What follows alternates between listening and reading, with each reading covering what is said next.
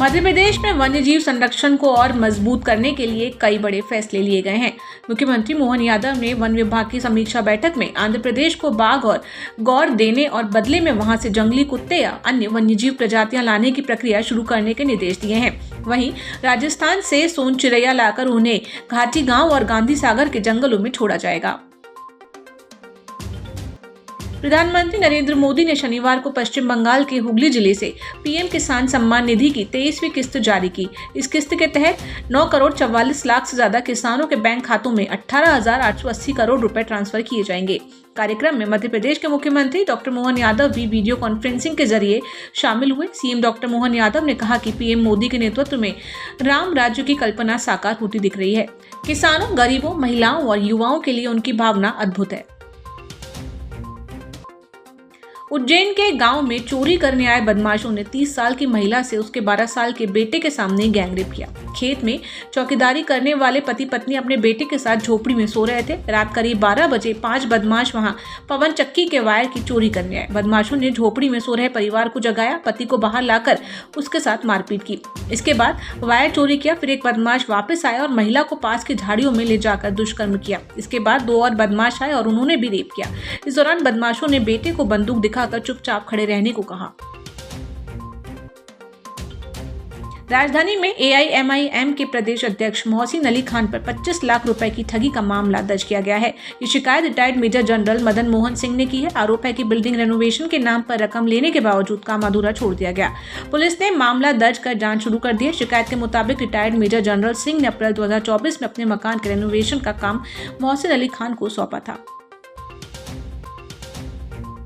भोपाल में एटीएस से संदिग्ध आतंकी गतिविधियों से जुड़े मामले में गिरफ्तार नईम अब्दुल्ला और शाकिर मेव को कड़ी सुरक्षा के बीच शनिवार को कोर्ट में पेश किया। कोर्ट ने दोनों आरोपियों को जुडिशियल रिमांड पर जेल भेज दिया है। वहीं मामले में आरोपी इजहार उल हक को कोर्ट ने 22 जून तक एटीएस रिमांड पर सौंपा है। एटीएस अब इन आरोपियों से जुड़े नेटवर्क, संपर्क और गतिविधियों की गहराई से जांच कर रही है। उत्तर प्रदेश के मुख्यमंत्री योगी आदित्यनाथ शनिवार सुबह 10:15 बजे विशेष विमान से दतिया हवाई पट्टी पहुंचे। यहां से वे सीधे विश्व प्रसिद्ध पीताम्बरा पीठ गए, जहां उन्होंने मां बंगलामुखी और महाभारत कालीन वानखंडेश्वर महादेव के दर्शन कर पूजा अर्चना की।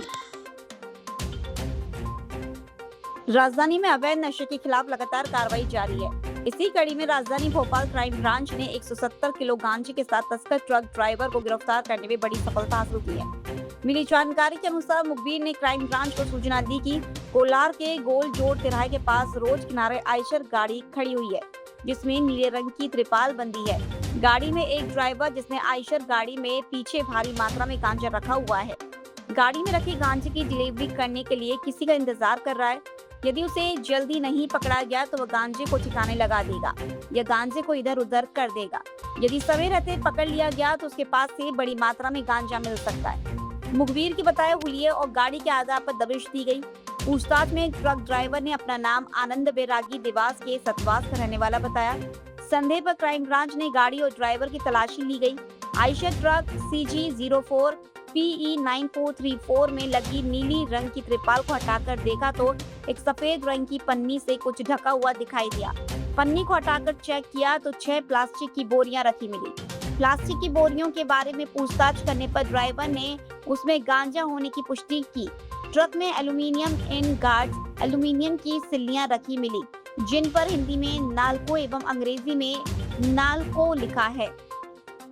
मामले पर एडिशनल डीसीपी शैलेंद्र सिंह चौहान ने कहा कि अलग अलग बोरियों का वजन करवाया गया।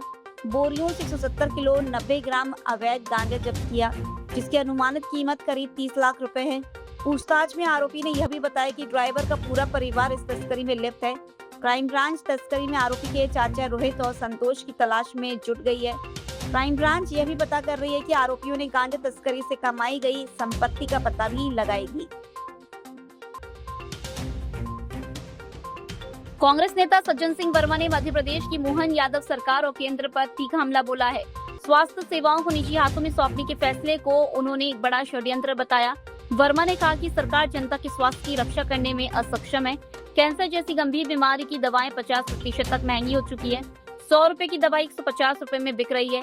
निजीकरण से कॉर्पोरेट घराने मनमानी वसूली करेंगे, जिससे इलाज आम आदमी की पहुंच से बाहर हो जाएगा। वहीं नीट परीक्षा पर बोलते हुए उन्होंने कहा कि देश और प्रदेश के पैमाने पर बहुत बड़ा घोटाला हुआ है। व्यापम से लेकर नीट तक ये सरकार पूरी तरह भ्रष्टाचार में डूबी है। पेपर लीक होने के कारण रात दिन मेहनत करने वाले छात्र डिप्रेशन में आकर आत्महत्या कर रहे हैं। सरकार युवाओं के भविष्य के साथ खिलवाड़ कर रही है।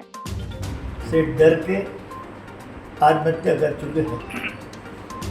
आज के नौजवान को लगता है कि नरेंद्र मोदी की सरकार में हमारा भविष्य सुरक्षित नहीं है और नीट के बच्चे बार बार लीक होना उन माँ बाप के दिल में क्या बीतती होगी। जीवन भर की कमाई एकत्रित करके उन्होंने अपने बच्चों को पढ़ाया है, नीट की एग्ज़ाम की तैयारी कराई है। आज उन माँ बाप की आंखों का सपना टूट के निकल रहा है। मध्य प्रदेश में शनिवार को तेज आंधी और बारिश का दौर जारी रहा। उज्जैन में तेज बारिश हुई। यहां शाम तक 2.4 इंच बारिश रिकॉर्ड की गई। भोपाल में 1.3 इंच पानी गिरा। इंदौर, ग्वालियर, श्योपुर, सीहोर और धार के पीथमपुर में तेज बारिश हुई। आंधी बारिश की वजह से दिन के तापमान में खासी गिरावट हुई।